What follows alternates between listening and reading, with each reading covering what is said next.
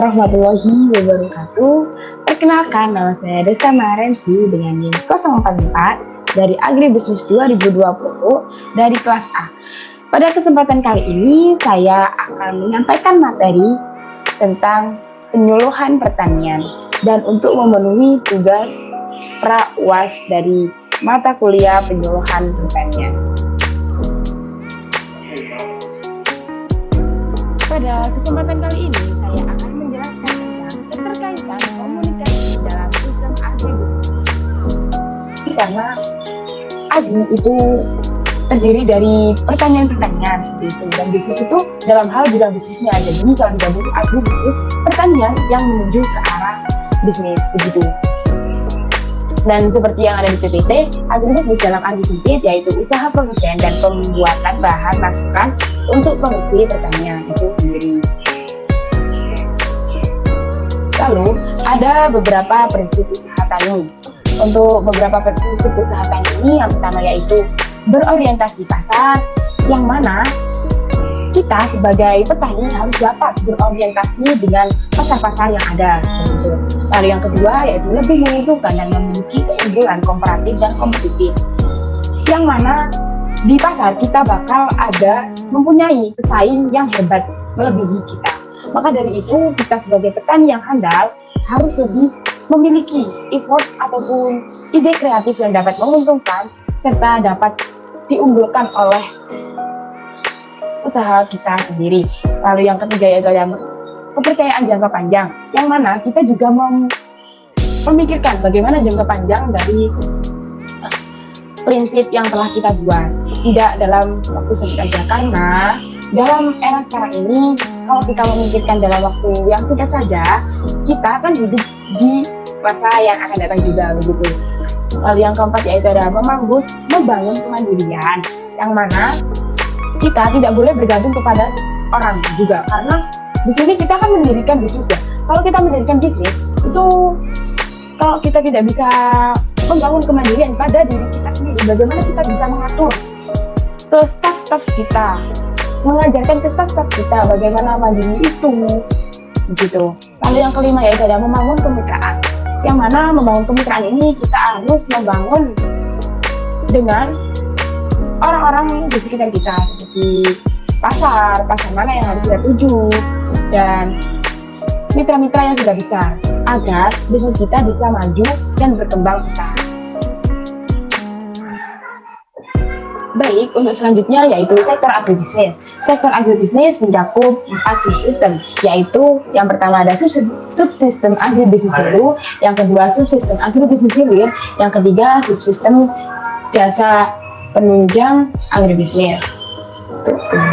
Tiga. Maksud saya sektor agribisnis itu ada 3 ya. Yang pertama hulu, hilir, dan penunjang.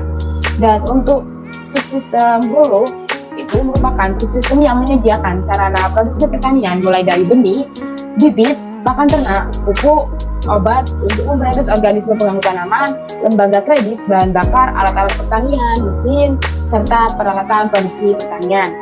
Untuk fungsi subsistem agribisnis hulu ini sendiri yaitu ada beberapa fungsi. Yang pertama yaitu untuk menghasilkan dan menyediakan sarana produksi pertanian terbaik agar mampu menghasilkan produk usaha tani yang berkualitas. Yang kedua yaitu ada memberikan pelayanan yang begitu kepada usaha tani. 3. Ada memberikan bimbingan teknis produksi kepada usaha tani. Lalu memberikan bimbingan manajemen dan hubungan sistem agribisnis, memfasilitasi proses pembelajaran atau pelatihan bagi petani, menyaring dan mensintesis informasi agribisnis praktik untuk petani, dan yang terakhir ada mengembangkan kerja sama bisnis atau kemitraan untuk dapat memberikan keuntungan bagi para pihak. Kemitraan ini sudah saya sebutkan sebelumnya bahwa kalau kita mempunyai bisnis atau kita mendirikan suatu bisnis, itu harus ada mitra yang kita tuju agar kedepannya kita dapat berkembang dan tidak stagnan begitu saja. Untuk subsistem hilir merupakan subsistem pengelolaan dan pemasaran atau tata niaga produk-produk pertanian dan olahannya. Dalam subsistem ini terdapat suatu mata rantai atau rangkaian kegiatan mulai dari pengumpulan produk usaha tani, pengolahan, penyimpanan hingga distribusi produk pertanian hingga konsumen. Lalu yang ketiga ada subsistem jasa penunjang agribisnis, yang mana ini merupakan supporting institution yang semua jenis kegiatannya serta mengembangkan kegiatan subsistem hulu, subsistem usaha tani, dan subsistem hilir. Yang mana penunjang sistem jasa penunjang ini akan menunjang dari subsistem hulu, subsistem hilir gitu. Untuk selanjutnya yaitu agribisnis, yang mana agribisnis merupakan sektor perekonomian yang menghasilkan, mendistribusikan, memasarkan, memproses, dan mendistribusikan produk usaha ini kepada orang-orang sekitar maupun kepada pelanggan-pelanggan yang telah mengetok kepada kami.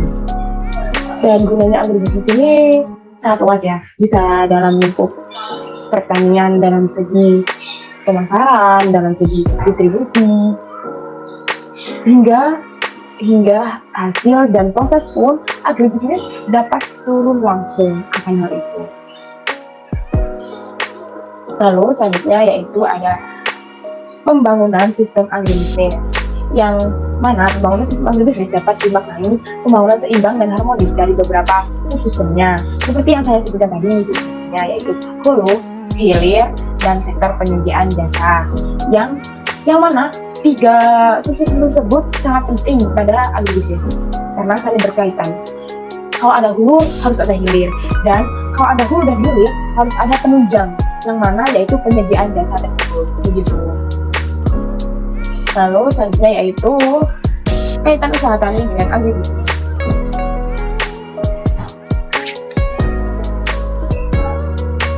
Selanjutnya yaitu ada kaitan usaha tani dengan agribisnis, yang mana kaitan usaha tani ini ada beberapa ya. Yang pertama itu lembaga penunjang, itu ada seperti bank, koperasi, lembaga pendidikan, akuntan, pasar, pasca panen.